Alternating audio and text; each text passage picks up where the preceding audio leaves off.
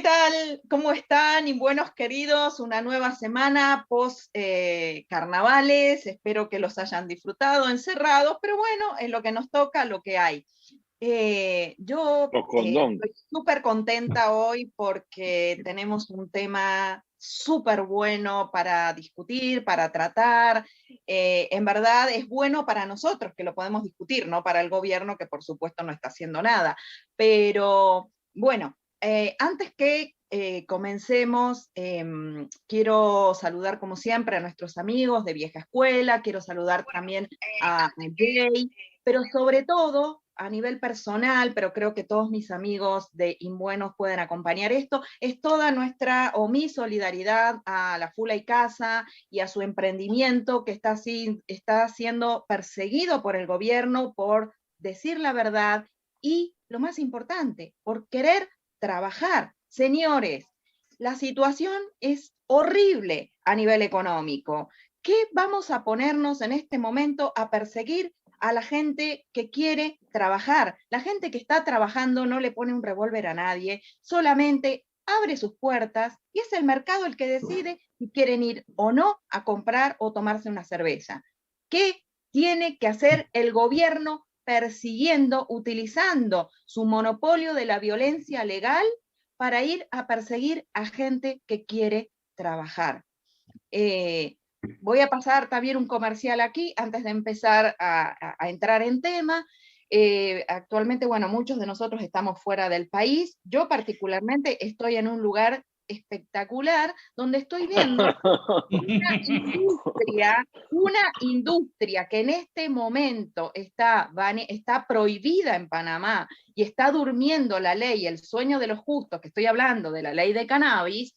Resulta que donde estoy yo, el COVID ha sido terrible, ha aplastado muchísimas empresas, emprendimientos, pero sin embargo la economía continúa. ¿Por qué? Porque aquí hay gente que está comerciando a nivel personal, a escalas industriales, recreacional, medicinal, cosmético, de lo que sea. La gente está trabajando y bien y en paz. Entonces, el COVID ha afectado, pero sin embargo, va a pasar un poco agachado porque la industria del cannabis le está dando un sustento impresionante a las familias aquí.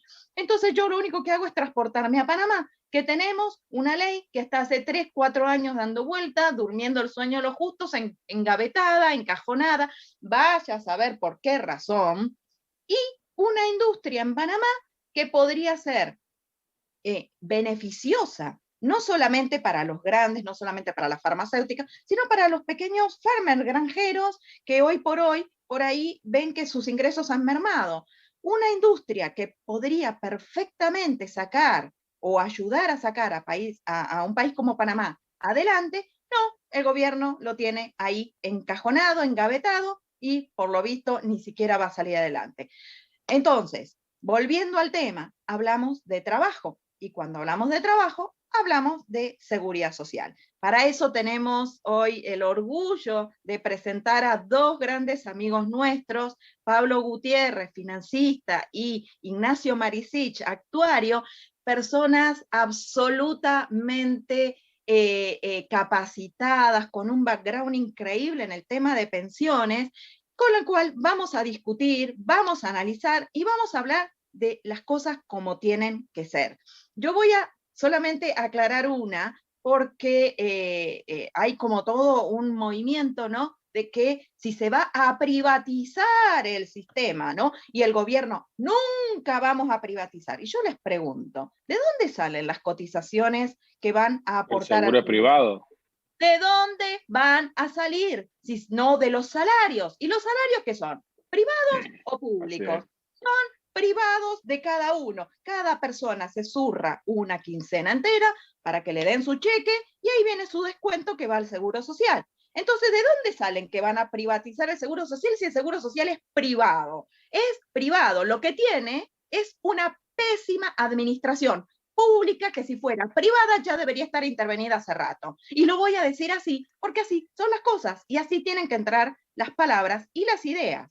No hay que dejarse manipular por las palabras. El seguro social es una entidad pública administrando dineros privados. Así que nada de eso de que se va a privatizar o no. Esto ya es un tema que es privado. Pero bueno, voy a dejar de hablar porque a nosotros lo que nos interesa hoy es escuchar a la palabra principalmente nuestros invitados. Le voy a dar inicialmente la palabra a Pablo para que nos cuente rápidamente cómo es el estado hoy de la seguridad social en Panamá, el estado de la caja, muy por arriba porque explicaciones muy largas y con muchos números aburren, pero básicamente todo el mundo sabe que está fundido, pero quizás en unos términos un poquito más técnicos y más adornados nos puedes contar, Pablo. Gracias por estar. No, gracias a ti. Gracias, Pablo. Gracias, Pablo. Primero, quiero comenzar diciendo que todo lo que diga aquí lo digo a nombre propio. No involucro a ningún movimiento, asociación ni empresa a la que pertenezca o la que sea empleado. Así que, ok, el estado de la Caja del Seguro Social, creo que lo han dicho muy bien algunas personas en algunos medios de la localidad, es un paciente que tiene cáncer terminal y además de eso se está desangrando. O sea, es una situación realmente terrible.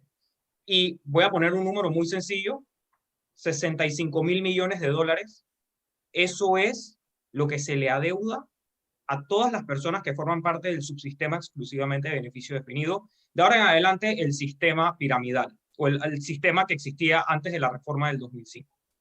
Entonces, eso viene representando 97% del PIB del 2019. Ni siquiera tomo en cuenta el del 2020 porque, bueno, los números no los tenemos claros y también sabemos de que van a ser catastróficos. Así que dejemos de lado el número del 2020. Entonces, sabiendo eso y sabiendo además de que por la reforma del 2005 no hay personas entrando al subsistema exclusivamente de beneficio definido, el subsistema piramidal, entonces, ¿qué sucede? No hay plata para pagar las pensiones y ya, muy probablemente, antes de que termine el gobierno del actual presidente, vamos a tener un serio problema social al no tener plata para pagar las pensiones. Entonces, ¿qué pasa?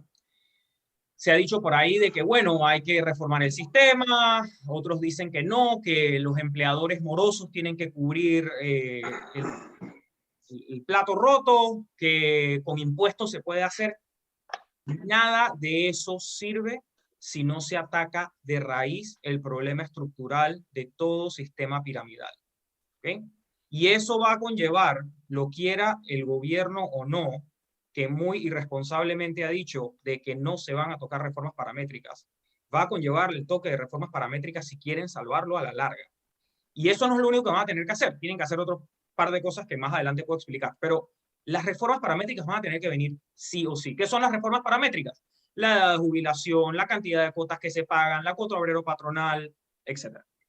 Entonces, regresando al tema de las otras supuestas medidas que se pueden tomar, por ejemplo, porque yo creo que aquí ya casi todos conocemos el problema, yo nada más quería dar un poquito de contexto, ponerle un número y decir, oye, se habla de esto, esto y esto para solucionar el problema. El impuesto, el ITBMS, que al final del día es el impuesto indirecto que más recauda fondos para el gobierno y que después del impuesto de planillas, el impuesto sobre la renta, es el segundo que más recauda de todos los impuestos, no es suficiente ni cerca para cubrir el monto adicional que tiene que poner el gobierno o que va a tener que poner el gobierno a partir del 2024, 2023 realmente, para cubrir el agujero negro que tiene la Caja del Seguro Social. Entonces, ¿cuánto sería más o menos por año? Mira, subiendo, vamos a decir que subimos el impuesto, el ITBMS al 10%, lo cual en mi opinión es un absurdo por una sencilla razón. El ITBMS, aparte de ser uno de los impuestos más regresivos que existe, es decir, perjudica al final del día más a las personas de escasos recursos que a los más ricos, aparte de esa realidad, en una crisis económica como la que estamos viviendo, sería inverosímil desincentivar el consumo, porque eso al final del día lo que hacen los impuestos, desincentivan o incentivan en algunos casos ciertos comportamientos. Entonces, si yo empiezo a tasar más aún el consumo, voy a desincentivar de que las personas salgan a la calle a comprar los bienes que son sujetos del ITBMS. Entonces, si yo lo subo al 10%, lo cual traería yo diría que en el mejor escenario, un escenario extraordinariamente optimista, estaríamos hablando de unos 400 millones de dólares adicionales más por año. Y esto es solamente el ITBMS por ventas, no es el ITBMS de importación. Ese lo estoy dejando por fuera. Nada más me voy a enfocar en el de ventas. 400 millones de dólares anuales. Eso no es ni la mitad de lo que tiene que cubrir en el 2023 o 24, en adición a lo que ya tiene que estar poniendo el gobierno. No cubre ni la mitad de lo que tiene que poner extra. ¿Ok? Ya de salida se descarta eso en su totalidad. Entonces, bueno, es que los empleadores morosos que le roban a los pobres y a la caja del Seguro Social los fondos tienen que poner... Ok.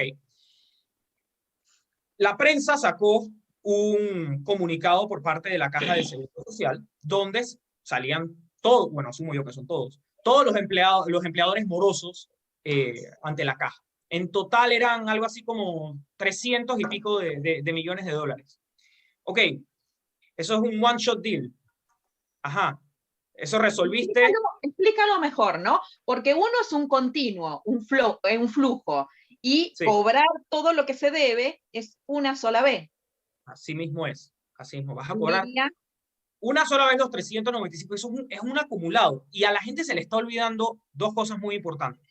Número uno, a consecuencia de la pandemia, muy probablemente las empresas que le adeudaban a la caja no tienen plata. ¿A quién le van a ir a cobrar? Las empresas probablemente estén cerradas, estén quebradas, por lo cual sería absurdo ir a buscar a esas empresas. Y algunas han cerrado. Exacto, y algunas han cerrado, exactamente. Entonces no hay plata para ello. Y número dos, que tal vez es aún más importante, no todo el dinero de la cuota obrero patronal va al Fondo de Invalidez, Vejez y Muerte. Recuerden que la Caja del Seguro Social, al ser una aseguradora pública, tiene otros riesgos que cubrir. Entre esos está salud, está maternidad, está riesgos profesionales, etc. La mayoría del dinero que contribuyen los patronos va a cubrir todo menos las pensiones. Es decir, por ejemplo, la parte de salud que te cubre la caja, que en principio te debe cubrir la caja del Seguro Social, eso realmente lo cubren es con el fondo de los patronos, no con los fondos de los empleados. La plata de los empleados va ahorita a las cuentas individuales para los que ganan más de $500 y los que pertenecen al subsistema piramidal, pues va a un agujero negro que no tiene ahorita mismo solución alguna o que se haya dado una solución. Entonces, habiendo dicho eso, ya podemos descartar el ITBMS, que no va a cubrirlo, y dos, ni siquiera cobrando al 100% lo que se le adeuda, lo que supuestamente se le adeuda a la Caja del Seguro Social por parte del sector privado, se puede solucionar el problema. No hay manera de hacerlo. Lo único que queda, nuevamente, una reforma estructural al sistema que va a conllevar sí o sí medidas paramétricas. Y ni siquiera estoy tocando el tema de endeudarse, porque el gobierno, según las últimas cifras, ya tendría un ratio de 72% de deuda PIB. Eso es absurdo. En cualquier momento el Fondo Monetario Internacional nos va a llamar a capítulo y nos va a decir, oye, hay que sentarnos a renegociar la deuda con todos tus acreedores. Y quién quita que terminemos lamentablemente como le ha pasado a Argentina, Grecia y otros países alrededor del mundo. Entonces, esa es la situación en resumidas cuentas de la Caja del Seguro Social. Es muy lamentable que estemos ante una situación tan crítica como esta y que de no hacer o de no tomar las medidas correspondientes nos va a llevar a un estallido social, yo diría que como nunca antes visto, ni siquiera como en el tiempo de la dictadura se vería algo como esto, porque estamos hablando de cientos de miles de personas que tendrían cero en sus cuentas porque la caja no tendría cómo pagarles y muchas de esas personas viven nada más de su jubilación. Entonces, salvo el presidente se la quiera rifar, como puse en mi artículo del lunes, que no lo podemos rifar con la Caja del Seguro Social, hay entonces que entrar en un tema de una reforma seria y sentarnos como país y como individuos responsables a decir hay que tocar las medidas paramétricas y hay que tocar otros puntos que más adelante de vuelta mencionaré para poder salvar este sistema piramidal que eventualmente va a dejar de existir, porque esto lógicamente tiene fecha tope, afortunadamente con la reforma del 2005, que si bien es cierto se quedó corta por diversos motivos, es o le da un respiro al sistema de pensiones nacional. No a la Caja del Seguro Social, al sistema de pensiones a nivel nacional, a la estructura de las pensiones, y nos da un respiro a cada uno de nosotros, porque de seguir en un sistema de beneficio definido de la forma en la que le está llevando la Caja del Seguro Social, nos hubiese tenido que meter la mano en el bolsillo nuevamente el gobierno para aumentándonos los impuestos para cubrir un agujero que ellos mismos crearon por una promesa mal hecha por la Caja del Seguro Social. Bueno, te diré que el gobierno sigue diciendo lo mismo, o sea, no vemos ningún atisbo de que vaya a cambiar esto de tomar las cosas como realmente tienen que tomarse con responsabilidad, porque lo primero que han dicho es la frase más irresponsable del mundo: no vamos a tocar las medidas paramétricas que actualmente tenemos, ¿no?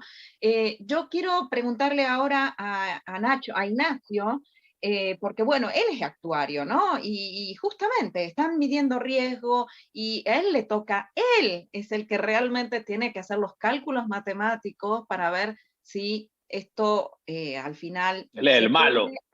Él es el malo de la película, ¿no? Él es el que tiene que parametrizar esto, pero a mí me gustaría saber, el malo. Digo, yo he hablado, hemos trabajado mucho con Ignacio en otras posibles soluciones saliendo de la caja, ¿no? Pero, a ver, Nacho, ¿tú qué piensas de esto? Bueno, voy a empezar, como dijo Pablo, de que era una opinión personal la que él daba. Yo diría, como consultor, con la información disponible no puedo dar una opinión. Porque, ¿qué sucede? Bueno, primero es entender, como Pablo lo pone para mí muy claro, es una aseguradora pública. Entonces, hay una cantidad de información, una cantidad de primas que deben llegar a la caja del seguro, que son básicamente los descuentos que le hacen a los empleados. Esos descuentos deben llegar a la caja del seguro. Si no llegan, hay una única autoridad encargada de ir a cobrarlos, que es el Estado. Incluso yo, como empleado, no puedo obligar a mi empleador de que pague los aportes. Es el Estado el que tiene que ir a cobrarlos. Y ahí entra el juego, el rol del Estado, ¿no? Hay una obligación de pago que alguien tiene que tener el interés de que se cobre, como hablábamos. Si, por más que sea, digamos, una cuenta individual, si la plata no se cobra, tampoco va a solucionar nada. Entonces, el primer punto, hay que cobrar, los aportes tienen que llegar al fondo de pensiones, el primer punto. El segundo punto, que se habla, y como bien lo dijiste al principio, Irene, de que la Caja del Seguro maneja dineros privados, y especialmente de la población de trabajadores formales, los informales, los independientes, que aunque voluntariamente pueden entrar, realmente no están en esta foto. Entonces, es un problema de una parte de la población. Otra parte de la población lo sigue resolviendo de diferentes maneras. Depende del poder adquisitivo, lo resuelve de diferentes maneras. Pero al final, todo se basa en los aportes. El beneficio definido, lo que entra a nivel técnico, es a tener la obligación de tener una plata para pagar lo que prometí. La cuenta individual quita esa necesidad de tener un determinado monto, entonces ya quita de plano la figura del déficit. Yo te voy a dar lo que tú ahorres, no te voy a dar ni un dólar más ni un dólar menos. Lo que tú ahorres yo te lo voy a dar. Entonces no cabe el déficit, es lo que tú juntaste. Ahora, si no lo cobras, volvemos otra vez a la figura del déficit, como decía Pablo, la plata de las cuentas individuales del sistema que hoy ya está funcionando. ¿Dónde está? ¿Cuánto es? Está ahí. Entonces, si no está ahí, el beneficio definido también tiene déficit. La cuenta individual también tiene déficit. Entonces, tenemos que, primero, insistir en que exista algún actor que tenga interés de cobro de esos dineros. Porque a mí como empleado ya me los descontaron. Entonces, ¿por qué no llegan a donde tienen que llegar? Lo segundo, habría que plantearse si el sistema se cerró en 2005. Si el sistema se hubiera mantenido, la población, ¿cómo estaría el sistema de la salud, el sistema hoy, si no se hubieran hecho las modificaciones que hicieron? A mí me tocó estar en Washington 2 semanas en Banco Mundial en un curso de pensiones, y me quedó claro que la figura del Banco Mundial tiene esta intención de quitar la obligación del Estado como un banco en tu estado de cuenta que te quiera dar una hipoteca. A ver, muéstrame qué debes. No, esto trata de renegociarlo así te puedo prestar, básicamente. Y el BID tiene otra posición dentro de las pensiones, que es la pensión no contributiva. Las dos creo que se pueden conjugar, pero al final son actores. El actor, el primer estado es la plata del aportante, y el Estado que decidió administrarla. Como bien decía Pablo, hay otros países, por ahí en la charla fuera de micrófono, Pablo nos puede contar un poco más, en otros países no es el Estado el que administra la plata, son o las empresas o las industrias. Hay diferentes maneras de administrar el dinero que, como bien dijo Irene, ya es privado. Entonces, no sé si eso te responde un poco la inquietud de Irene. Sí, Nacho, porque mira, acá hay un tema, bueno, Pablo, el resto, imbuenos, pregunten ustedes también, ¿no? Pero hay algunos temas que creo que deben debatirse porque las ideas no están claras en la población. Y para mí, uno de los primeros es, cuando hablamos de seguridad social, el concepto es mucho más grande de lo que en realidad refleja el seguro, porque el seguro es el seguro para los que están formales y para una parte de la población, que es la que está aportando. Pero un sistema de seguridad social implica algo más grande, que según las funciones que se le atribuyen al Estado, independientemente de si nosotros estamos de acuerdo o no, pero es proteger al más vulnerable. Esto es la seguridad social. Y esto no lo va a poder cubrir nunca la caja del seguro, porque la caja del seguro lo que administra son los aportes privados. Entonces, ¿qué es lo que sucede finalmente? Termina siendo un híbrido que no soluciona la vida de nadie, ni de los que están cotizando actualmente, ni de las personas que por X razones de la vida no han podido aportar o han aportado poco o definitivamente están totalmente fuera del sistema. Entonces, por ahí, mi idea es, señores, ¿por qué no discutimos en realidad qué es lo que queremos? Porque una de las cosas que dijo Nacho, y que muy poca gente también tiene en cuenta, es que el sistema de seguridad social en cuentas individuales, ¿no? Tiene otros problemas, ¿no? Que por ahí hablamos un poco más técnico, pero el tema de la tasa de reemplazo. Nosotros con Nacho, te estoy quitando ahí, pero es algo que sí hicimos. Nosotros estuvimos hablando con el director del sistema de AFP peruano, que es uno de los sistemas que por ahí es más conocido, más admirado, funciona bien. Ellos tuvieron un problema con el COVID.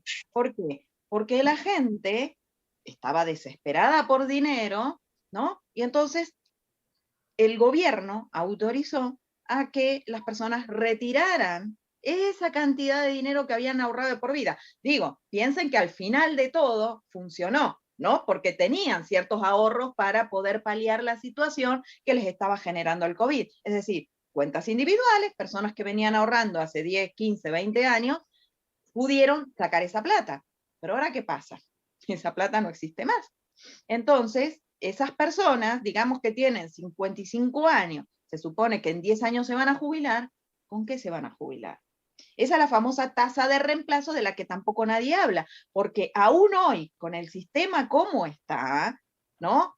Vayan calculando los aportes que las personas hacen en base a sus salarios privados, y al final, cuando llegan a los 60, 70 años, su tasa de reemplazo es muy baja, ¿no? Entonces, ¿por qué no repensar todo, olvidándonos de lo que tenemos, de lo que venimos, que si Ponzi, no Ponzi? ¿Qué queremos finalmente? ¿Queremos proteger a los vulnerables?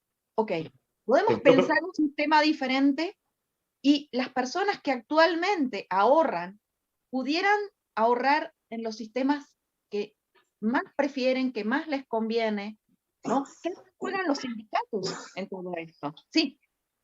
Irene, nada más un comentario, pero a mí me parece que el tema, una cosa es el tema de pensiones, ¿no? Y otra cosa es ver cómo el Estado tiene un sistema que pueda, de una manera focalizada, temporal, y de una especie de salvavidas a aquellos que se quedan atrás y ayudarlos, pero no creo que son las dos, o sea, no veo mezclar las dos cosas, y parte del problema, mi criterio, ha sido de que el seguro social, con el famoso salud igual para todos y el agregar y extender los beneficios, entre otras cosas, distorsionó el tema, lo que nos ha traído estos arrastres, porque también entonces se metieron más beneficiarios versus cotizantes, y yo creo que no es lo mismo, ¿no? No sé si me estoy explicando. Yo creo que... Para aclarar, Julio, para aclarar, yo no estoy pidiendo que se extiendan los beneficios y que se mezclen los sistemas, sino sí. Lo que quiero decir es que, por ejemplo, los que criticamos, los que decimos que el seguro social debe ser y abarcar solamente a los que cotizan,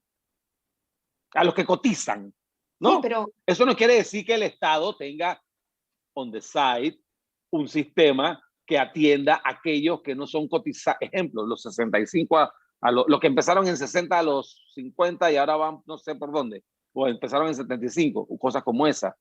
Y parte del problema, que yo soy abogado, no soy ni actuario ni financista, yo me siento ignorante en este tema, pero yo como contribuyente, como cotizante de 55 años, ¿no? Va a cumplir 56 en mayo, y que la última vez que entré al Seguro Social, y yo sé que estoy mezclando salud con pensiones, pero para efectos del que paga es la misma cosa, ¿no?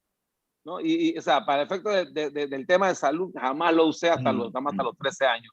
Y en el tema de pensiones ya yo sé desde hace por lo menos 5 años o 7 años que que hay una gran probabilidad de que yo no voy a cobrar mi seguro, mi pensión. Entonces, ¿por qué diablos me siguen obligando a pagar en un fondo que es una estafa, a mi criterio?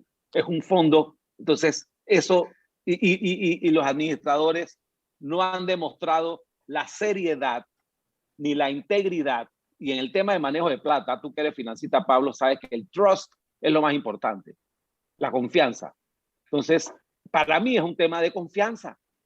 Yo estoy, o sea, y a mis 55 años, ya yo estoy amarrado en ese tema, pero ¿qué confianza le puedo dar yo a un sistema que el que lo administra me ha llevado a esta situación, como la definió Pablo, catastrófica, ¿no? Dantesca. Pablo, perdón, dantesca, ¿no? Entonces yo lo dejo ahí. Roberto y Ed tenían la mano levantada primero antes que yo. Sí, dale, Roberto, y después voy yo. Ok. En mi caso, yo lo enfocaría también con respecto al tema, y lo hemos comentado antes de empezar, de qué tan avanzado o no estaba el sistema en Panamá. Y se comentaba de que con la reforma del 2005 se modernizó cierta parte, otra parte no se ha modernizado. Pero al final del camino, a mí lo que me preocupa es que veo que en muchos países de Latinoamérica hay competencia de una u otra manera dentro del sistema, y en este sistema en Panamá no hay ninguna competencia, no hay transparencia, y precisamente por eso es que este tipo de sistema tiene que modernizarse. O sea, aparte que en lo personal me parece que también un sistema que tiene 80 años se le debería haber hecho mucho más cambios. O sea, me parece que el sistema como todo debe ser mucho más competitivo, mucho más moderno. Ahora, mi consulta es la siguiente. Si tienes un sistema, como me han mencionado en Seguro Social, que tiene 2.3 cotizantes por pensionado, ¿cómo puede ser sostenible un sistema de esa clase? O sea, en lo personal, como dice Fulvio, yo soy abogado, no soy actuario ni financista, no lo entiendo. O sea, ¿cómo puedes lograr volver un sistema de esa índole que sea estable siquiera? Edward, es que no los estoy viendo mucho, así que, Edward, Okay. ¿querías hablar? Irene, sí, dijiste algo interesante sobre Perú y sobre digamos, la posibilidad de esas personas de poder sacar fondos en un momento crítico, y si eso era bueno o no por lo que pasaba después, ¿no? Entonces, a mí eso me habló sobre la responsabilidad individual, y en Panamá llevo muy de cerca en mi corazón y mis sentimientos. Para mí toda mi vida se ha ido fortaleciendo solamente ese pensamiento de que llevamos un experimento social fácil de 50 años, donde cada vez más el Estado o más las personas sienten que el Estado está para cuidarlos y para garantizarle cosas y para tú sabes, que son los custodios de que todo le va a salir bien. Y si algo sale mal, no necesariamente es por culpa de ellos. Y yo creo que hay que preguntarse qué sociedad queremos. ¿Queremos una sociedad de personas que hasta cierto punto quieren asumir un poco de riesgo, que quieren madurar con responsabilidad individual, que quieren poder, y en ese sentido, tener la libertad de si ahorraron, yo no sé, $12,000 en 15 años de trabajo y tienen una crisis familiar puntual que me pasó a mí con el nacimiento de mis primeros hijos, que tuvieron 2 meses en el hospital cuando nacieron y costó un montón de plata. Y yo por casualidad estaba trabajando en Panamá con una empresa americana que me incentivó a ahorrar en el fondo de ellos el 401k, que en realidad es para jubilación. Y tiene todo tipo de incentivos para no usar los fondos. O sea, te multan por sacar el dinero, o sea, te guían dentro de lo posible, pero si lo necesitas, está ahí. Y lo saqué y me multaron, pero me sirvió en un momento de crisis y ya no, ¿sabes? Anyway, yo creo que llevar a los países de Latinoamérica hacia adelante y al pleno desarrollo, que yo creo que todo el mundo pregona, o por lo menos todo el mundo quiere, tiene que haber un grado de volver a regresar ciertas responsabilidades y oportunidades, porque con las responsabilidades vienen oportunidades, así como con las oportunidades vienen responsabilidades. Yo creo que esa es la vía. Así que no sé si criticaste eso, no te entendí mucho, si te preocupaba el hecho de que habían perdido parte de su jubilación, pero por otro lado, qué bonito que tuvieron esa oportunidad, ¿no? Sí, bueno, al final es todo un tema de cómo se administra, ¿no? Y las expectativas que tiene la gente. En verdad lo dije como un hecho concreto, objetivo y real, ¿no? Que esto de estandarizar a veces cómo debes ahorrar finalmente te lleva a estas consecuencias. Pero yo tengo aquí un comentario, ya que se lo quiero trasladar a los chicos y a todos en general, ¿no? Que dicen que, bueno, durante años se robaron la plata de la Caja del Seguro Social y ahora la única consecuencia posible es aumentar la edad de la jubilación. Entonces, que siempre todo cae sobre la persona que está cotizando. ¿Qué dices a eso, Pablo, o el que quiera? Sí, miren, casualmente estaba tomando unos apuntes y creo que eso va muy de la mano con lo que dijo Fulo del tema de la confianza. Hace unos meses atrás, o el mes pasado realmente, yo dije, hey, al final del día, ¿por qué si una persona quiere poner su dinero en una administradora privada, en un banco, en una aseguradora, en lo que sea? Quiere poner en Bitcoin, lo que sea, lo que lo quiera poner, invertir en marihuana legal en otro país. Si lo quiere hacer, ¿por qué tiene que venir el gobierno a decir, no, yo voy a ser el custodio de tu plata? Si históricamente el gobierno, lamentablemente, aquí en este país, lo que ha demostrado es ser totalmente corrupto y con falta de transparencia. Y esa es una de las cosas más importantes que se miden en los rankings internacionales de pensiones. El tema de la integridad, que va muy de la mano con la transparencia y del manejo de los fondos, tanto del gobierno como del sector privado, porque no olvidemos que también pues, se han dado históricamente casos de mal manejo de fondos en el sector privado. Es una realidad. Al final del día, todos somos seres humanos, indistintamente de si estamos en el sector privado o en el sector público. Lamentablemente, en el sector público hay incentivos perversos que te llevan a peores decisiones que en el sector privado. Pero bueno, en cuanto al tema ese de la confianza, sí, lamentablemente históricamente le han robado la plata a la Caja del Seguro Social y somos los que pagamos impuestos, los que tenemos que de alguna manera u otra cotizar por fuerza en la caja, los que vamos a terminar pagando los platos rotos. Pero eso es un tema que hay que corregir. O sea, no nos podemos quedar de que, bueno, pasó y ponemos la plata y listo. No, ponemos la plata, pero vamos a arreglar el sistema. Y vamos a forzar de que haya transparencia sí o sí. Y si eso involucra traer al juego administradoras privadas de pensiones, pues que así sea. El gobierno, al final del día, como ya dije, son personas. No hay y nada se están más sano. por incentivos perversos, lamentablemente. Y Pablo, sí, y perdón que dice, pero lo que tú estás hablando, por ejemplo, antes de entrar aquí estaba leyendo de que la junta directiva, una vez que recibió el famoso informe, tenía un deadline para presentar soluciones o recomendaciones, y la junta directiva, violando la ley, porque es una obligación legal, dijo que era mejor esperar, tirarle la pelota al diálogo. Y la pregunta es, la junta directiva, no quiero ser prerrogativo, peyorativo contra nadie de los que están ahí, porque ya si alguien habla peyorativamente sobre ellos se lo han ganado por su propio esfuerzo y actuaciones. Pero ¿ustedes creen que el perfil de las personas que están allí son capaces de dar una solución como la estamos pidiendo, como la pide la ley? ¿No? Entonces, yo creo que también hay que entender de que las juntas directivas de estas instituciones no pueden ser personas que llenen cuotas de poder de grupos de interés.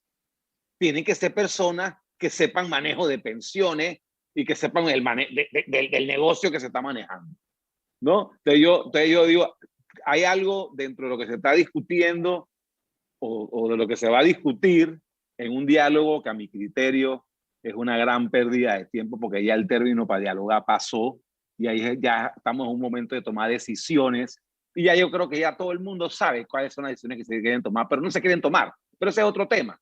Pero la pregunta es si se está tomando en cuenta, en consideración que esa junta directiva, sin tocar el tema si hay que meterlos presos o no, pero si esa junta directiva y los anteriores, o sea, hay que cambiar la forma de que se escoja y poner gente que sea. Yo no creo que el fondo de pensión, los fondos de otros países se manejan con gente con esos perfiles, que son sin, no quiero decir, son personas que no tienen la educación ni la preparación, que yo tampoco la tendría si me ponen allí, porque yo soy abogado, yo no estoy ahí para manejar, yo no sé manejar pensiones, yo sé manejar mi chequera de a vaina, eso es otra cosa, ¿no? Pero la pregunta es si está tratando eso, porque si se mantiene también esa estructura, a mi criterio, y si estoy equivocado, por favor, me dicen, yo creo que también es un punto importante, no sé qué opinan, ¿no?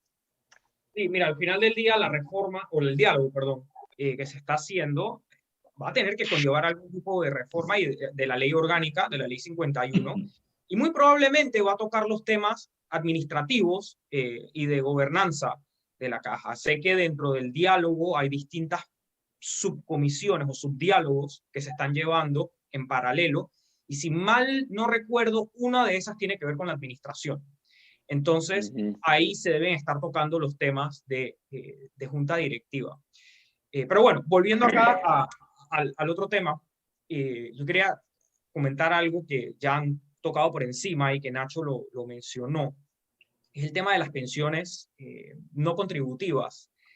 Aquí, ¿cómo es? 100 a los 70, que en menos de 4 años pasó a 120 a los 65, si mal no recuerdo.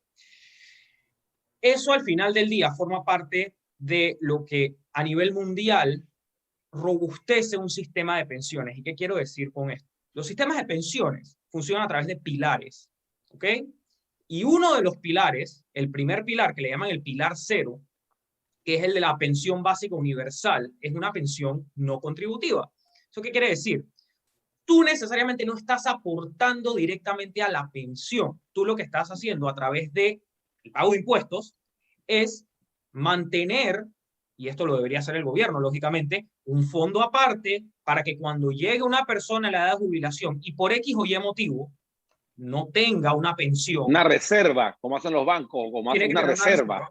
Pero para las personas que no tienen... Como hacemos las empresas para poderle pagarle la liquidación a los trabajadores, una reserva. Para los verdaderamente afectados. Exactamente, para personas que por algún motivo no pudieron ahorrar o simplemente no tienen los fondos, no caigan en la miseria y en la pobreza y pasen hambre, y eso se vuelve un problema mayor a largo plazo, donde vas a tener un montón de gente en la calle muriéndose de hambre y van a decir, ah, mira, este tiene que comer, yo no, somos más, vamos contra él. Entonces, para evitar ese tipo de situaciones y de otras índoles, se establecen este pilar 0, que en muchos países se hace lo que se llama un means test, ¿ok? Básicamente lo que es revisar de que la persona en efecto no tenga los recursos para poder mantenerse por sus propios medios.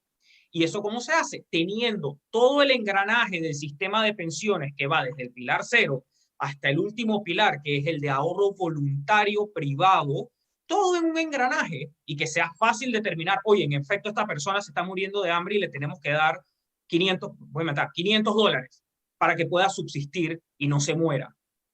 Entonces, todo eso tiene que ir amarrado en un gran sistema de pilares que va desde el... Bueno, si le preguntas al creo que es el... Y hay BID, ejemplos, perdón, al hay BID, ejemplos de ahí países que empieza a tienen eso. meterse- Sí, sí, sí, sí. Como Los por países, ejemplo, mira, Australia es uno, Nueva Zelanda es ok, otro, Suecia es uno. Es más, qué bien.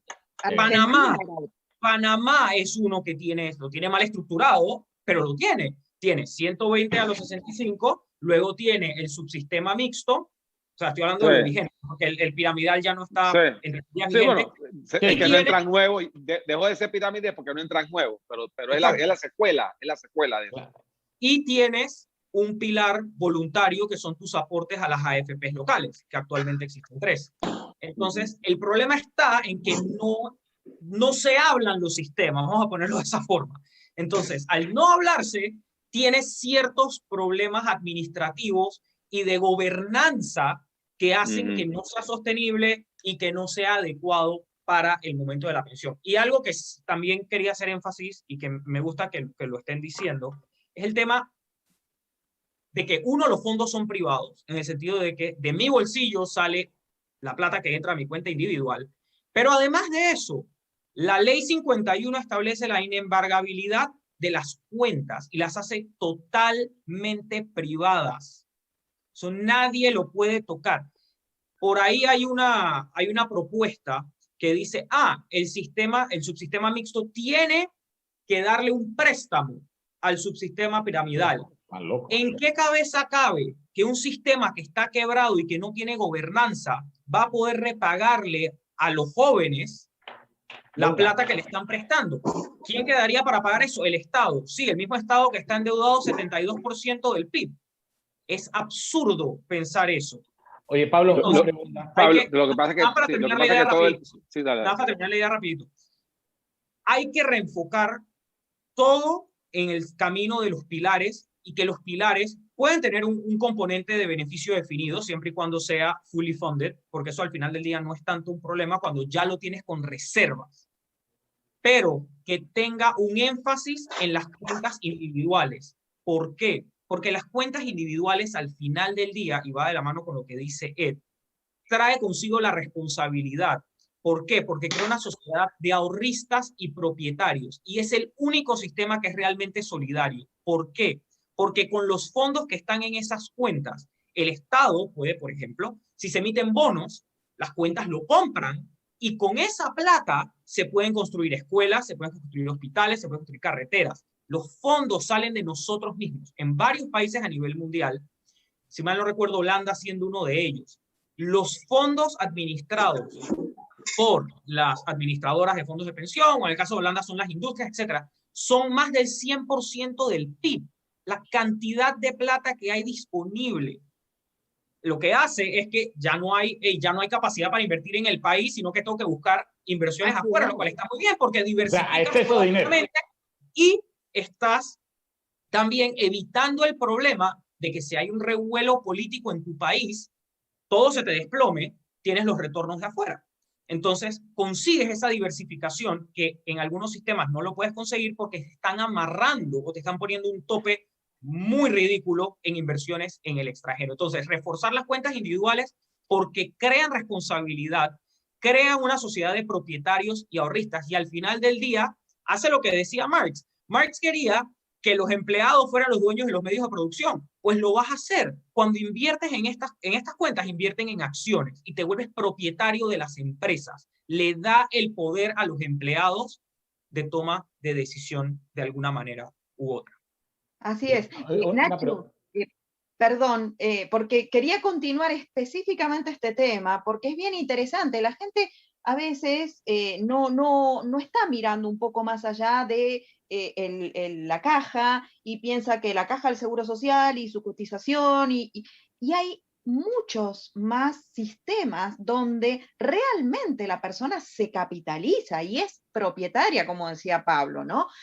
Nacho, no sé si nos puedes contar un poco la experiencia cuando Argentina inició estos temas, que después, bueno, por una cuestión política, ojo, que no vayan aquí en Panamá a pensar trasnochadamente de que pueden volver a hacer lo que hizo Argentina, que una vez que estaba absolutamente capitalizado y que las cuentas individuales tenían muchísimo dinero en el país, vino el gobierno y volvió a pasar un sistema que era absolutamente privado, lo volvió a hacer de beneficio definido como este esquema piramidal, que es el que tienen hoy las jubilaciones y los problemas que existen en Argentina hoy. O sea, una transferencia de recursos del sector privado al sector público nuevamente, y hasta ahí llegó el cuento argentino. Pero durante los años que, creo que fueron 10, 12, que hubo capitalización privada, cuando digo capitalización privada, quiero decir que las AFJP competían de tú a tú como cualquier empresa tecnológica que pudieran ver hoy, ¿no? Apostando, invirtiendo, protegiendo trabajadores, dándole beneficios. Bueno, pero eso es lo que quiero que cuente Nacho. Sí, hubo una época que coincidía por ahí con la dolarización, ¿no?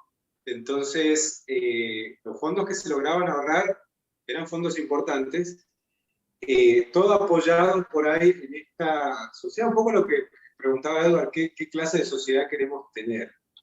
Y en una sociedad responsable se da mucho el interés de yo quiero ser dueño de mi destino, entonces déjame ver el fruto de mi esfuerzo ahí. Lo que yo me gané, que después si lo puedo usar, aunque me penalicen para un caso necesario, lo puedo usar, es lo que yo me gané, lo que yo trabajé. Que no tenemos esa posibilidad en el sistema actual.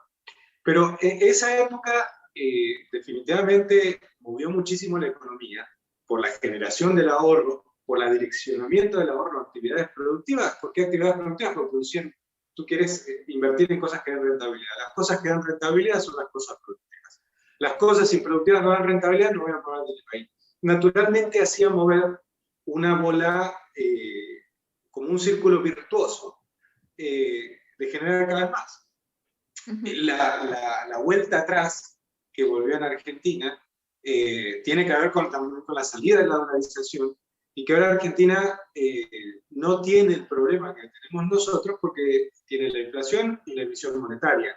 Entonces, ¿cuánto te pago de pensiones? No importa, para que le cargo de tinta a la máquina y te doy los billetes. Al final, es comparable, por ahí, es citar los beneficios mientras estuvo. Pero esto o la pregunta que hacía Julio, ¿no? De decir, ¿qué pasa con las figuras que administran la caja? Bueno, el director de la NASA no es abogado, pero sabe administrar. Al final, un abogado puede saber administrar. Digamos, si no te manejas bien con la chequera, entonces no administres la caja de seguro. Tiene que ser un buen administrador. Puede tener cualquier profesión, hay veterinarios que son muy buenos administradores. Al final, un veterinario puede ser el gerente de Johnson & Johnson. ¿Qué tiene que ver el veterinario? Bueno, un poco la medicina será. Pero tiene que saber administrar, pero alguien le tiene que pedir a la gente y vigilar que administre bien. Y vuelve a tocar el tema de Edward, qué clase de sociedad más filosófico. Tenemos que pedir rendición de cuentas. Tal vez la rendición de cuentas tenemos que pedirla más seguido y no esperar estos tiempos. Pero también del otro lado es un poco injusto de que ahora me aumentes la edad de jubilación, porque técnicamente sería lo que restablece el equilibrio. Luego Montero sí, te digo, pero la verdad hay una parte que no se hizo porque no se cobraron la plata que se tenía que cobrar. Entonces, el impactado, el incidido por la medida termina siendo el aportante, el dueño del beneficio. Creo que estos puntos son básicos para poder tener en cualquier sistema, de nuevo, que hagamos hacia el futuro, alguien que exija que los dineros vayan en cuentas de ahorro. Creo que en la descentralización del sistema es algo que coincidimos. Descentralización como que no sea el Estado el único que administre 100%. Los fondos privados. Y esa descentralización puede ir a cajas de ahorro cooperativas, a cajas de ahorro sindicales, a bancos, a FPs. Al final hay una cantidad de actores que están interesados, y a veces los intereses están alineados en esas cajas de ahorro. Pablo lo decía por ahí antes de empezar, hay industrias en Estados Unidos, son las mismas empresas los que hacen los fondos de ahorro. A mí me toca hacer las evaluaciones de un par que han quedado en la época del canal, del Citibank, del mismo canal de Panamá Comisión tiene su fondo de jubilados. Entonces, esa descentralización en la atomización se vuelve más cercana el aportante y más cercana a su exigencia en la fiscalización. Como tú con tu banco, llamas a pedir 2 veces servicio por la tarjeta, no te responde, en cambio el banco no puede asistir. Acá estamos trabados de que no podemos movernos hacia ninguna otra institución. Nuestra plata está secuestrada, no sabemos ni cuánto hay, pero por otro lado, poniéndome en el lado, como digo, son los actores. El primer actor es el dueño de la plata, que es el trabajador. Si se muda a un sistema donde no le ofrece nada como tasa de reemplazo, también estamos posponiendo el problema, porque cuando llegue a jubilarse no le va a alcanzar y el Estado también tendrá que ofrecerle una pensión no contributiva. Entonces, al final, lo que uno parece estarse ahorrando en el sistema de cuentas individuales, se lo vuelve a dar en la pensión no contributiva, porque al final necesita $300 para vivir. Y de algún lado tiene que darse. Porque al final es ciudadano del Estado, ¿no? Pablo, le quiero contestar. Perdón. No contestar, yo quería hacer una acotación, porque lo mencioné al inicio y ahora que Nacho tocó el tema de temas paramétricos, cuando comenté de que hay que hacer unas reformas en adición a las reformas paramétricas, y básicamente se hablan de algunas muy interesantes. Yo resaltaría, por ejemplo, pasar a todas las personas que tienen 15 años o más hasta su jubilación. Es decir, pongamos que hay una persona que ahorita tiene 40 años, ¿ok? Hombre, se jubila a 62, si no me equivoco, entonces todavía le quedarían varios años hasta su jubilación. Pasar esa persona a el subsistema mixto. ¿Eso qué hace? Elimina la obligación a largo plazo y te va reduciendo poco a poco el déficit. Esa es una de las tantas alternativas que hay. También está, por ejemplo, las personas que tienen bajo ese tren de pensamiento, de 7 a 14 años hasta su jubilación. A la persona que tiene 7 años le aumentas 1 año de jubilación, mientras que a la persona que le faltan 14 años para jubilarse, se le aumentas, yo no sé, 2, 3 años, para que el impacto no sea tan alto en las personas que ya están por jubilarse. Y la otra es, y va de la mano con lo que mencioné anteriormente, es hacerlo un means tester. Por ejemplo, ¿qué pasa con esta persona que es gerente general de una compañía y su salario es $20,000? Y él aparte ahorró toda su vida, tiene un annuity en una aseguradora, todo lo demás. Es decir, cuando se jubile, esa persona definitivamente no va a pasar hambre y no va a necesariamente tener la necesidad de cotizar en la caja. Entonces, lo que se pueda, de pensionarse de la caja. ¿No? Entonces, lo que se puede hacer, y esto es lo que se ha propuesto en otros países, lo han hecho de esta forma, es, ok, lo que vamos a hacer es lo siguiente. Tu jubilación máxima serían $2,500, que es el máximo del subsistema exclusivamente de beneficio definido. Entonces, como tú tienes tanto en tus pensiones privadas, lo que vamos a hacer es, en vez de darte el 2.500, te damos, qué sé yo, 1.000. Entonces, vas reduciendo poco a poco el déficit a largo plazo que tiene este sistema. De vuelta, algunas medidas van a ser más populares que otras. Yo no estoy aquí para votar en un concurso de popularidad, yo solamente estoy diciendo cuáles son las alternativas y nos tocará como personas responsables decidir cuáles son las medidas que queremos. Pero es importante entender de que eso no solamente nos vamos a quedar con el tema de reformas paramétricas. Sí, eso ayuda, pero no es la bala de plata que mata al lobo. Eso ayuda, pero necesitas otras reformas al sistema porque de lo contrario no va a ser sostenible de ninguna manera. Es más, las últimas corridas que vi muestran de que aun cuando tú aumentas la densidad de cuotas, aumentas la edad de jubilación, aumentas la contribución obrero-patronal, no da hasta el 2077, que es cuando en principio se extinguen las obligaciones del sistema piramidal. Da hasta el 2000 2050, 2040 y pico. Suena muy bonito, pero lo mismo decíamos en el 2005 y aquí estamos 16 años más tarde viendo cómo resolvemos el problema. Entonces, no podemos posponer esto más. El momento para actuar, y lamentablemente cayó en una pandemia, el momento para actuar es ahora. No hay otra. Perdón, sí. Perdón, dale. Ahí, cortito. Un tema, el paréntesis. Para que continuara Nacho, porque lo interrumpí, porque bueno. Sí, Pablo, sí, que siga Nacho. Dale, el paréntesis es definitivamente cualquier, desde el punto de vista técnico, cualquier impacto en los parámetros equilibra el sistema. Siempre vamos a buscar los impactos de la edad o el beneficio, pero hay parámetros en el sistema que están del lado del aportante, ¿sí? Entonces, también podemos hacer campañas del Mitradel que salgan a formalizar, porque ya sabemos que pueden salir, porque salen a hacer campañas de hisopados, y salen a exigir que no pongamos el barbijo en el patio de tu casa, o sea que ya sabemos que pueden salir de su escritorio.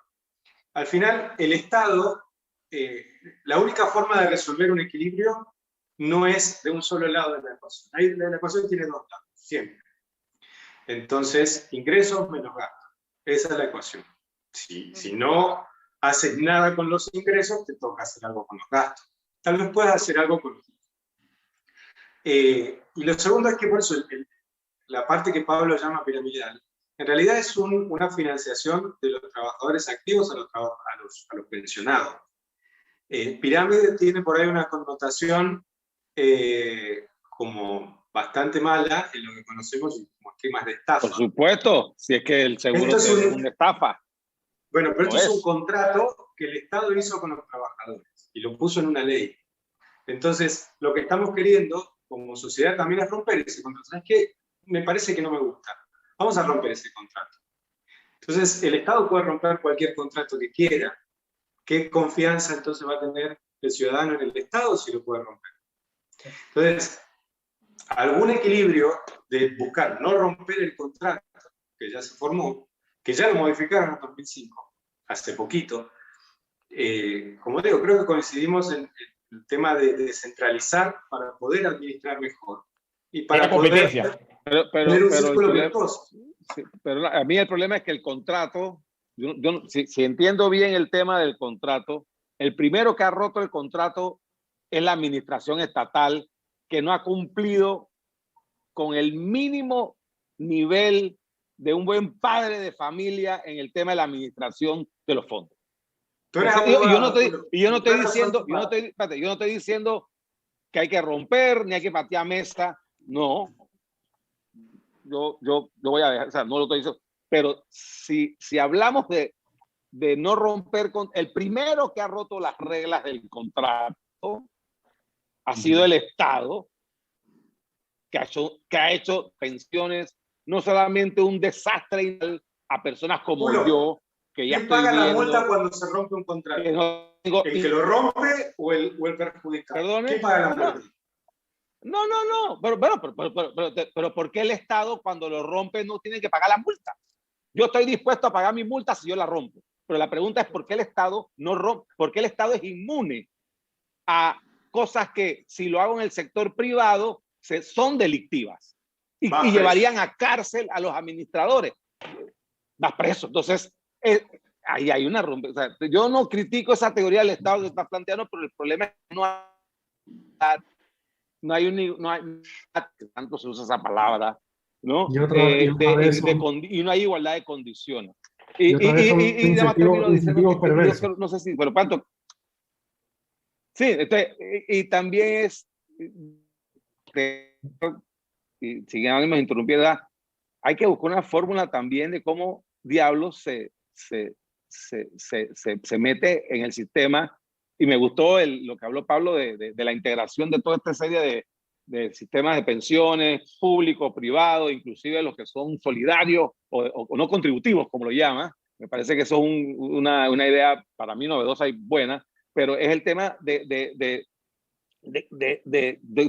o sea, sumar a los que están afuera, que son antes de la pandemia son 46% de la economía. Es que el tema también es competencia. Yo quisiera hacer una pregunta.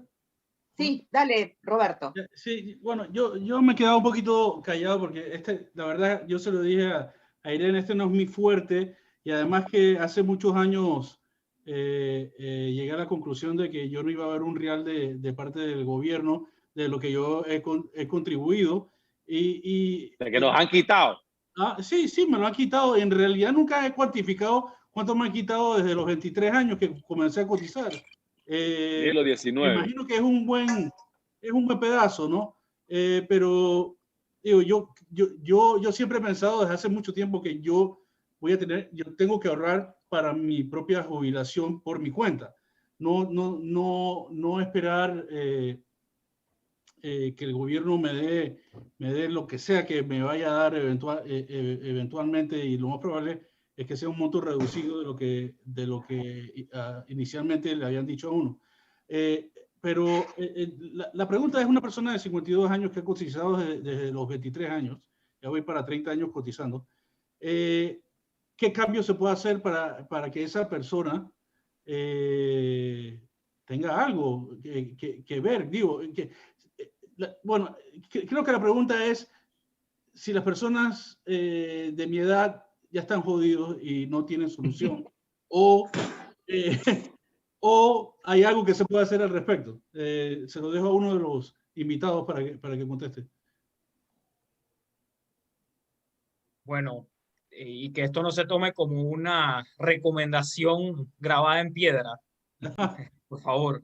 ¿Sí? Mira, honestamente, uno debe mentalizarse que con temas del Estado, y más con el Estado que tenemos aquí en Panamá, hay una irresponsabilidad enorme en el manejo de los fondos, por lo cual prever de que no me va a tocar nada, pues es una mentalidad bastante, vamos a llamarlo así, prudente y conservadora desde la perspectiva de que hey, yo quiero preservar mi calidad de vida, por lo cual tengo que buscar medios alternos.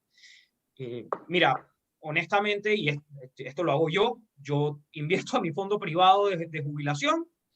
Aparte de eso, tengo mis propios ahorros y tengo, a medida de lo posible, si puedes tener inversiones en el extranjero, una cuenta, un brokerage account, amarrado a un ETF que siga un índice, ya, eso es realmente lo más que se puede hacer, salvo tengas acceso a comprar rentas vitalicias, pero te saldrían tal vez un poquito costosas cuando ya estás muy cerca de la edad de jubilación. Hay alternativas, pero bueno, yo creo que lo más prudente es encontrar la manera de ahorrar lo más que puedas y aprovechar los beneficios fiscales que vienen amarrados a esas contribuciones. Yo quería hacer una pregunta. Entonces, en cuanto al tema de los estudios que se hayan hecho con estos distintos sistemas en distintos países de Latinoamérica, ¿cuál es el país que se considera que las inversiones son más efectivas para el inversionista, por decirlo así, para la persona que está pagando su seguro social? O sea, ¿en cuál de ellos su rendimiento ha sido mayor? Me disculpas un momento, Roberto, le voy a dejar esta pregunta para un poquito más tarde a los chicos, porque no quisiera dejar pasar algo que dijo Pablo recién y que me llevó, me acuerdo, una de las conversaciones que tuve con Nacho hace un tiempo ya, cuando hablábamos con él, ¿no? Que hace 60, 70 años atrás, la gente que no accedía, todavía no había un sistema de seguridad social, entre comillas, digamos, la gente que trabajaba y ahorraba y eran albañiles, probablemente se hacían su departamentito, vivían de rentas y esa era su jubilación, ¿no? Y un poco ese sería el concepto, pero quiero dejar esto bien claro, porque mucha gente de la que nos escucha dirá, bueno, pero este Pablo Gutiérrez, ETF, ¿qué nos está hablando? ¿Qué nos está hablando? Si nosotros de a vaina llegamos con nuestro salario mínimo y no tenemos para ahorrar, y lo único que ahorramos es lo que nos saca el Seguro Social, ¿no? Entonces, ¿qué hacemos con esto? ¿Qué hacemos con esto? No sé, Nacho, si quieres contar un poco las ideas que nosotros en algún momento tratamos de superar o elaborar por encima de lo que hoy hay, ¿no? Donde tiene mucha fuerza por ahí los sindicatos y demás, porque son unos actores importantes dentro del sistema y que no hay que dejarlo por fuera, porque en la mayor parte de los países, un poco contestando a ti, Roberto, las cajas estas de administración de jubilaciones y pensiones son verticales, son por industrias, y normalmente son los sindicatos, porque los sindicatos empiezan a hacer otra cosa más allá de andar cortando calles y cantando eslogans que son totalmente cuestión del pasado. ¿Por qué no pensar en sindicatos absolutamente modernos que le brinden seguridad social a su gente, que ellos mismos administren esos flujos de fondo, que le brinden turismo, que le brinden salud, que compitan entre ellos, que ¿no? rindan cuentas, exacto. Sean transparentes y beneficien a los miembros. En esa franja a la cual se le quita su contribución. Pero hay gente que ni siquiera llega a eso.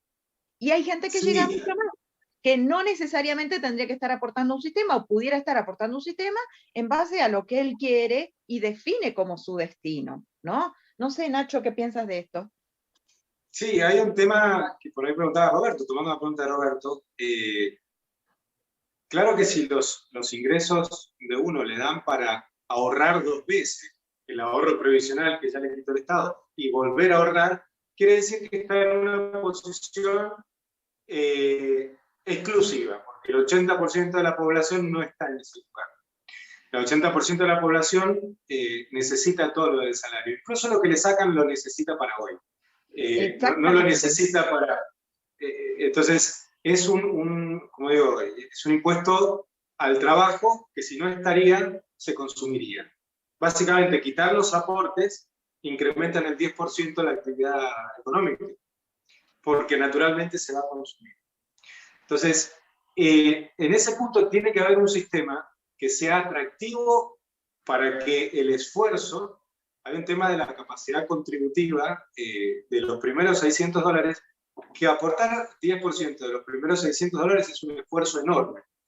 Aportar $60 de los segundos 10.000 no es nada, digamos, ¿no?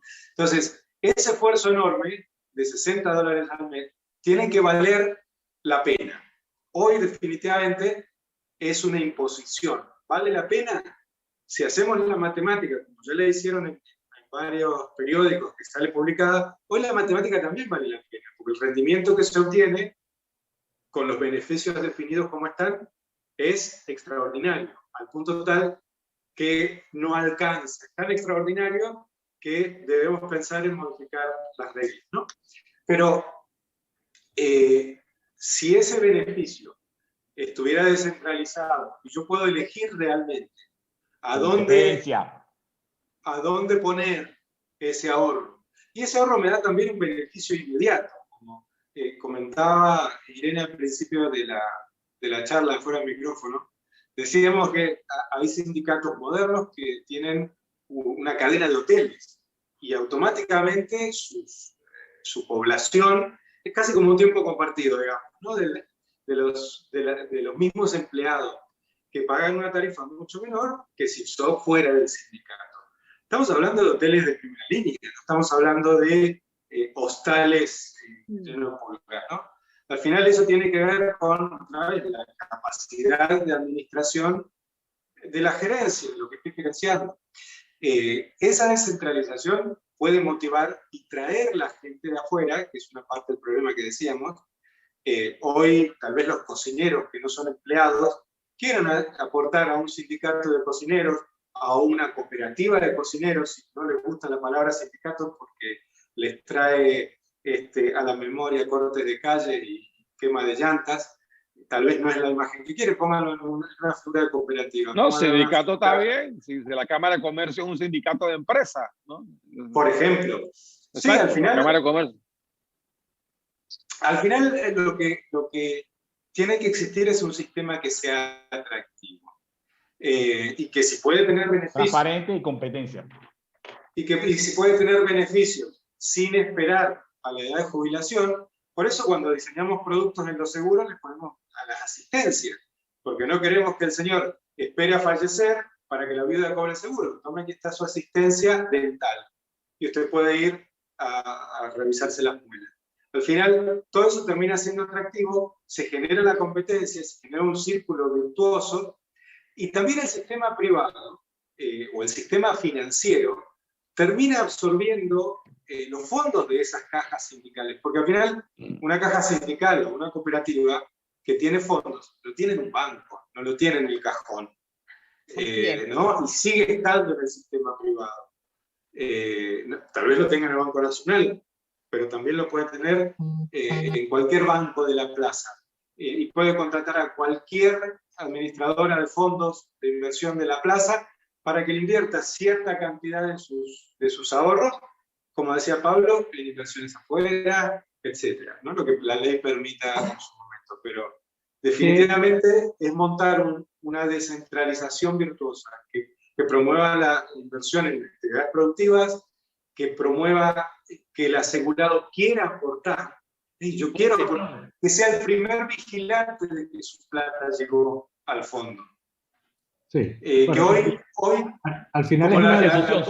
Roberto, que decía de que eso ya lo perdí, es una sensación creo generalizada, y a nadie le importa si llegó o no llegó, me avisan cuando tenga 65 a ver qué deciden. ¿No?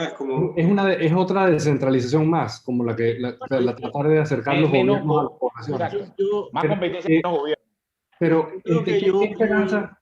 Yo soy una persona observadora, ¿no? Y simplemente desde hace rato llegué a esa conclusión de que no, a lo mejor no voy a ver un real, o lo más probable es que no vea un real.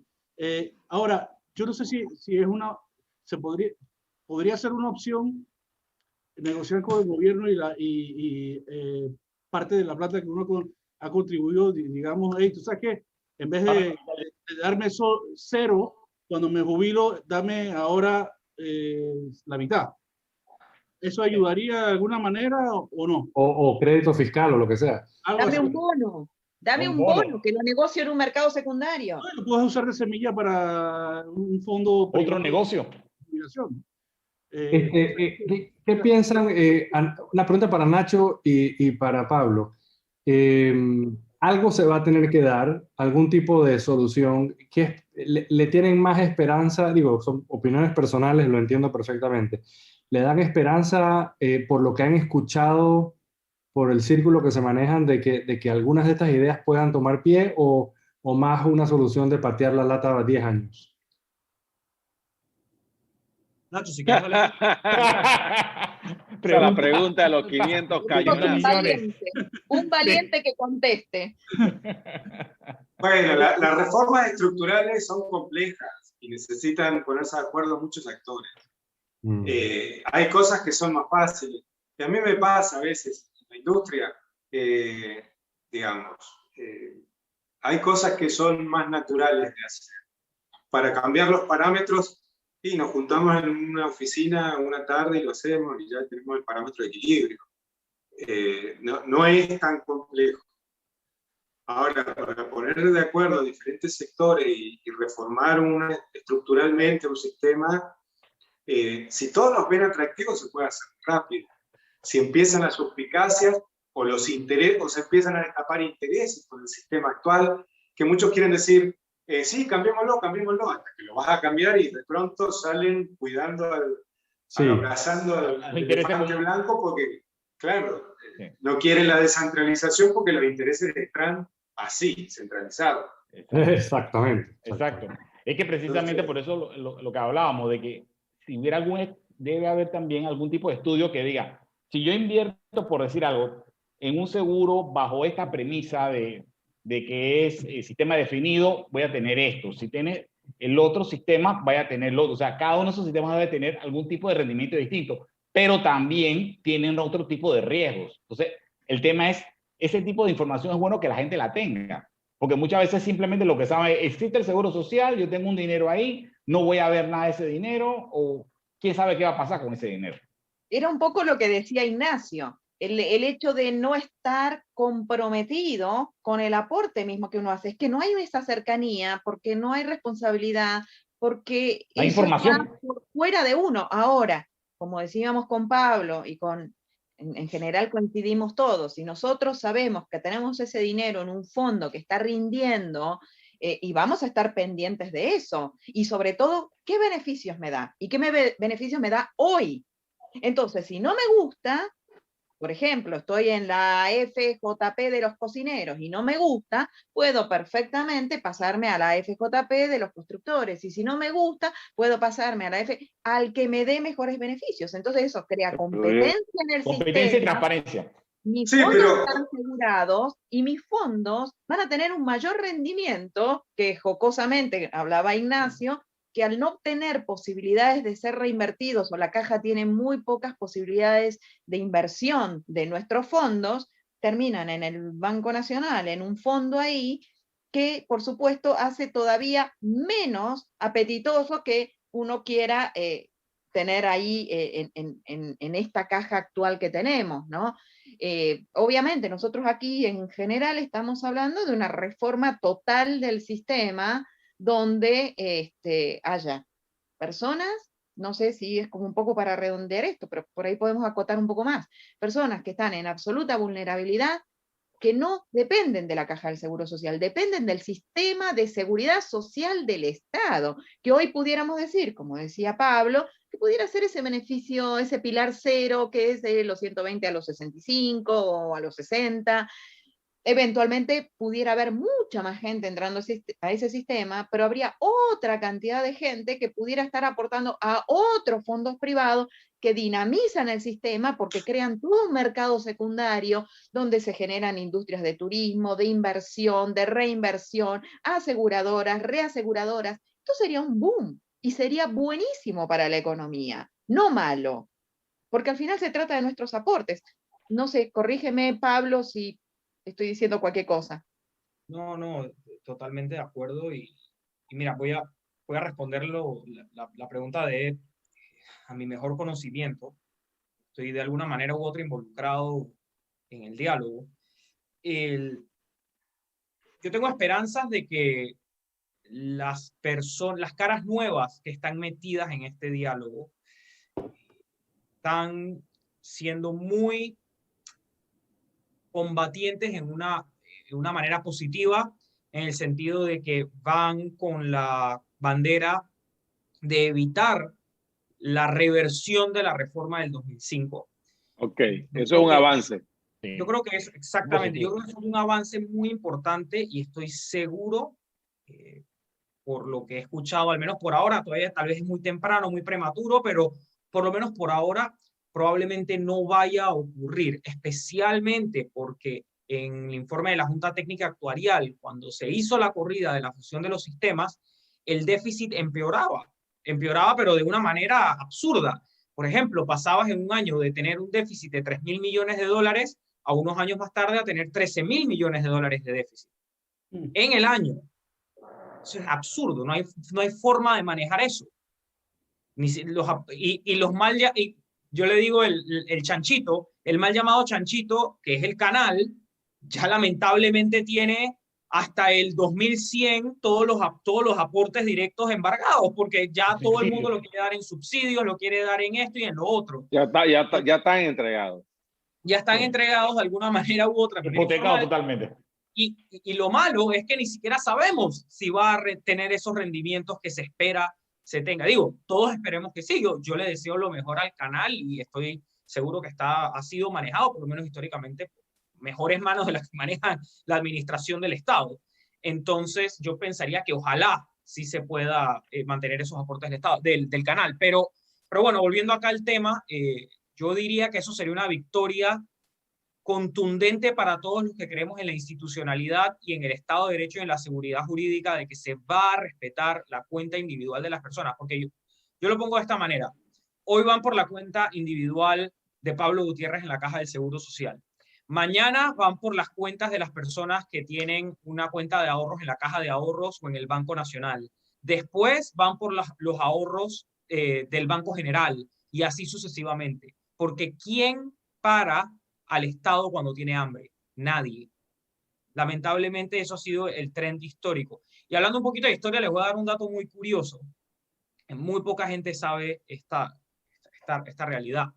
Cuando von Bismarck creó el sistema, o formalizó, piramidal. Esto ya tenía siglos de darse. El tema de la pensión se manejaba de manera privada, en mutuales, en fraternidades, en guilds, en todo. O sea, esto no es nuevo, esto tiene siglos. Cuando von Bismarck lo hizo en el siglo XIX, ¿qué pasó? La historia lo ha tratado mal, pero él realmente lo que hizo fue lo siguiente. Él estableció en la ley que la edad de jubilación era 70 años. Cuando, en esa época, wow. Cuando la expectativa de vida era de 45 años. Exacto. Entonces, muy pocas personas llegaban a los 70. Por lo cual el sistema iba a ser bastante sostenible. Y otra realidad que la gente no sabe. El sistema originalmente, esto está escrito por el mismo von Bismarck, él quería que el sistema fuese totalmente financiado, es decir, que fuera fully funded y que fuera de contribución definida, no de beneficio definido. Posteriormente, cuando la ley llegó al Congreso, eso cambió y se volvió de beneficio definido y pasó a ser de fully funded, es decir, que había reservas, que curiosamente la ley 51 establece de que el Estado o la caja tiene que tener las reservas, es decir, en principio debería ser fully funded, inclusive el sistema piramidal, pero no lo es. Entonces pasa a ser lo que pasó a ser en Alemania en aquel entonces, que se llama pay as you go, que es lo que ha dicho Nacho, es decir, los cotizantes de ahora financian las pensiones de las personas que se están retirando ahorita. Es decir, si yo estuviera en el sistema piramidal, yo estaría pagando para las jubilaciones de mis papás. Eso es un pay-as-you-go scheme, no es un fully funded scheme donde, de vuelta, hay reservas. Entonces, tal vez la historia ha tratado un poquito mal a von Bismarck por ser el que formalizó el esquema, pero la historia, cuando uno se pone a revisarla y ve los libros, te da una realidad de que, uno, la edad de jubilación era muy por encima de la expectativa de vida, y dos, él creía totalmente en la responsabilidad individual al momento de jubilarse. Mira tú, y la historia pareciera que lo pone como fuera todo lo contrario. Bueno, es como yo le equiparo al lado de Ponzi, ¿no? De Edward Ponzi. No es Edward. Pero bueno, era Giovanni Ponzi. Sí, ya nos pasamos y nos pasamos muchísimo de hora. Lo que pasa es que el tema muy bueno el programa, muy buena contribución. El tema es muy actual. Los conocimientos de nuestros invitados son apabullantes y la gente pensamos que necesita comenzar a discutir en serio con armas, con ideas, con fundamentos, con argumentos, no con el estómago. Y por eso, bueno, nos extendimos un poco hoy. Probablemente haya una segunda parte, ya les estaremos avisando, porque van a quedar muchas preguntas y muchas dudas por resolver. Voy a dejar un poco esto en el aire, de volver a retomar el tema de qué estamos discutiendo cuando discutimos seguridad social. Seguridad social. Fondos privados. Estamos hablando por ahí de otra cosa, de protección de los vulnerables, que no es la discusión hoy del seguro social. El seguro social son los aportes de los cotizantes solamente.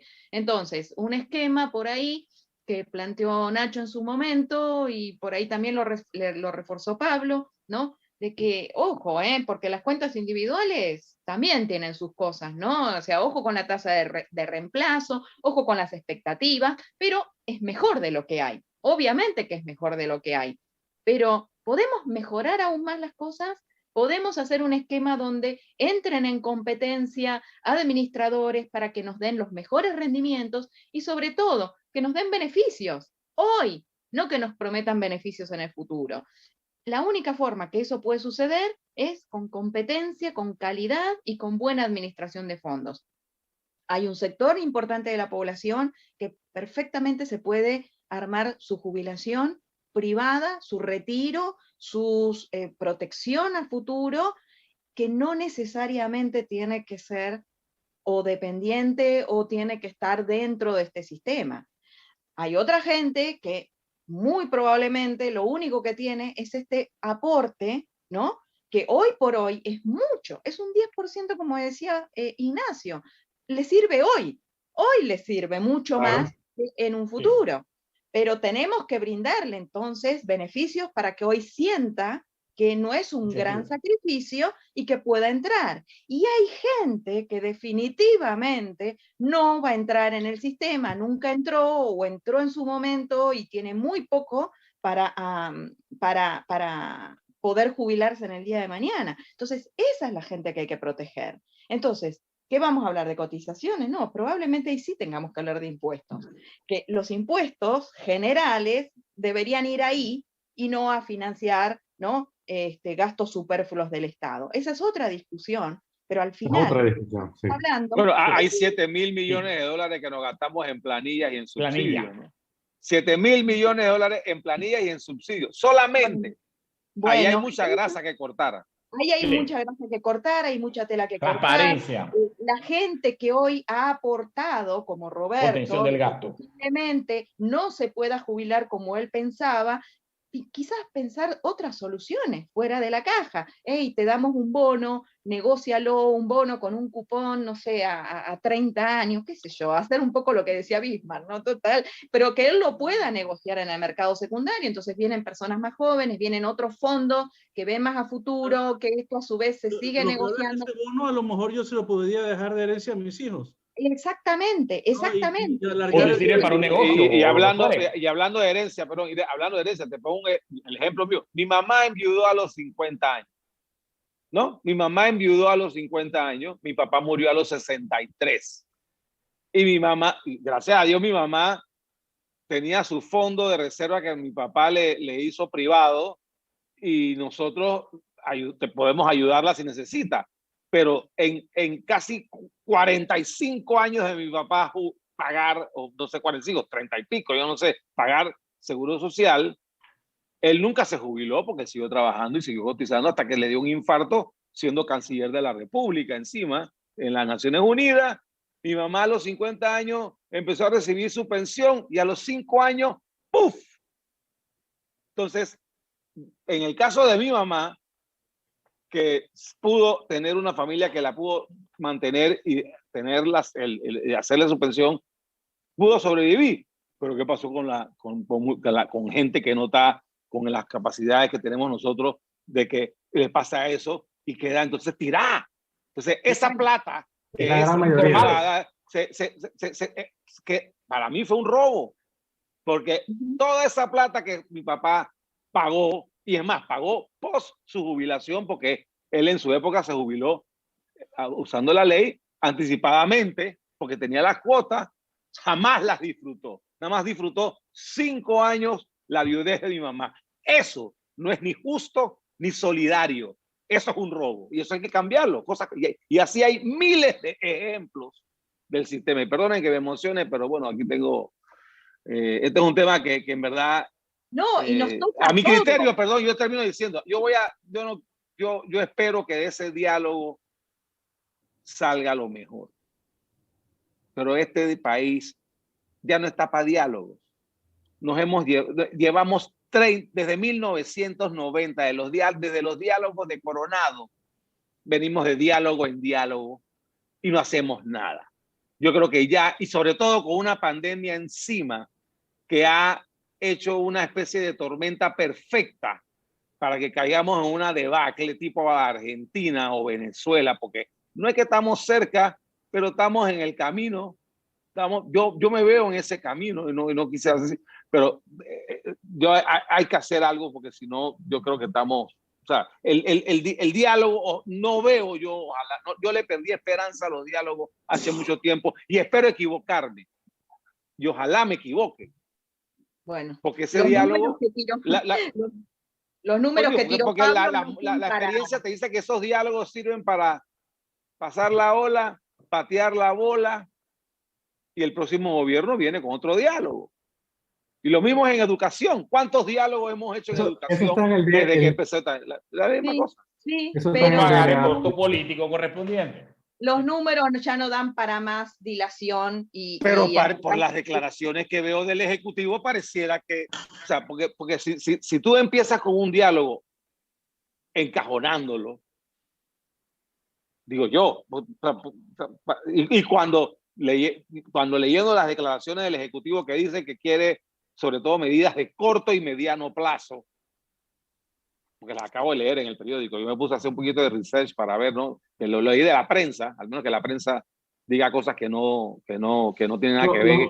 Lo triste O sea, es que, entonces, lo triste es que los temas que se hablaron aquí, las cosas que ya se dan alrededor del mundo, todas las buenas oportunidades para bonitas ideas, no se están escuchando del lado del gobierno. No se están, o sea, y entonces no vemos, o sea, coincido contigo que no veo la imaginación como para que salga algo dirigido por ellos o generado por ellos que se asemeja a lo que se ha conversado hoy en esta conversación. Sí, porque lo que hemos hablado es de competencia, hemos hablado de gobernanza, hemos hablado de transparencia, y son las cosas que no se están mencionando.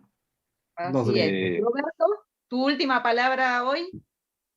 ¿Yo? Que va a ser la primera, porque no he hablado. Yo no hablo mucho hoy. Pero este tema para mí es un poco extraño y en verdad no le he puesto mucha atención porque pienso que desde hace mucho tiempo he pensado que no voy a ver un real, pero sí, digo, debe haber muchos ejemplos de gente de países que están haciendo las cosas bien y no es cuestión de privatizar, sino reestructurar. Pienso yo, porque cada vez que mencionan esa palabra de privatización, sale la gente hasta debajo de las piedras a quejarse. Es que no se puede privatizar lo que ya es privado, Roberto. Sí, pero entonces llamémoslo reestructuración. Bueno, no puedes tener competencia sin privacidad. Eso es que hablemos de competencia, hablemos de transparencia, más que de privatización. Ignacio, si pudieras darle un consejo al gobierno hoy o a la mesa del diálogo, ¿qué le dirías? Rapidito. Que pensemos fuera de la caja. Hay cosas que ya saben. Está bien. Bueno. Porque la caja que tenemos ahora mismo es un desastre, brother. Así que mejor pensar fuera de la caja. No hay nada que hacer dentro de la caja. Ese dicho cuadra perfecto con caja. Sí, ideal. Además, ese va a ser el título de nuestro programa 2, con los derechos de propiedad de Nacho, ¿no? Sí. Después le mandamos el cheque si está en la autorización. Pablo. Mejor que lo que dijo Nacho, imposible. Y definitivamente, como dijo, hay que pensar qué tipo de sociedad queremos. Sí. Si es verdad que el gobierno vino a cambiar las cosas para bien, según los mismos eslogans de ellos, entonces que lo demuestren y que de una vez por todas empiecen a enfocar en la educación el tema de la responsabilidad individual y que quitemos por completo la idea de que alguien más tiene que resolver por mí. Sí, está muy bien ayudar a las personas cuando realmente lo necesitan, pero cada uno debe poder valerse por sus propios medios. Entonces, la caja no está ahí para mantener a nadie. La caja debe ser una entidad que permita tener ahorros y que sea en competencia con el sector privado. Entonces, definitivamente hay que pensar fuera de la caja. Sí. Muchísimas gracias Nacho, muchísimas gracias Pablo, todos los imbuenos, señores de gobierno tienen una responsabilidad enorme en sus manos, por favor ejerzan la responsabilidad, no comprometan el futuro de las generaciones, tienen una responsabilidad histórica, sí. Háganlo, tómenlo y van a quedar en los anales de la historia como la gente que hizo las cosas bien. Nada más, nos hemos pasado muchísimo de tiempo, nuevamente agradezco a nuestros invitados, gracias por habernos seguido y sean imbuenos, cuestionen, sean imbuenos. Muchísimas gracias a todos, será hasta la semana que viene.